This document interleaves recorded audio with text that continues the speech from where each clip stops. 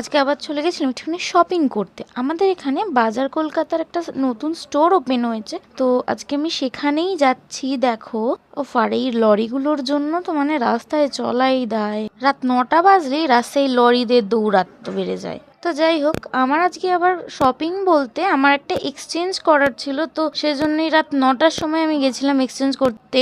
তো প্রথমে তো আমাকে ঢুকতেই দিচ্ছিল না, বলছিল যে না এখন আর হবে না, পরের দিন আসুন। তারপর আবার করতে দিল, তো সেটা আমি পরে ব্লগে তোমাদের সাথে শেয়ার করব। তো দেখো আমার এক্সচেঞ্জ করা হয়ে গেছে, তো এখন যাচ্ছি একটুখানি, বেরিয়েছি যখন একটুখানি কিছু খেতে হবে, তো তাই জন্য একটুখানি গাজনের মেলা বসেছিল, তাই জন্য চলে গেলাম একটুখানি মেলায় এই ঘুগনি খেতে। অনেকদিন ধরে আমার ঘুগনি খেতে ইচ্ছে করছিল, কিন্তু ঘরের ঘুগনি আর এই রাস্তার ঘুগনির কিন্তু টেস্ট একদম আলাদাই হয়। তো এই ঘুগনি কাকু থেকে ঘুগনি খেলাম, 40 টাকা নিল। তারপর একটুখানি খেলাম হচ্ছে কুলফি। তো কুলফি খেয়ে তারপর আমি আবার বাড়ি চলে আসি। Tata, subscribe for more.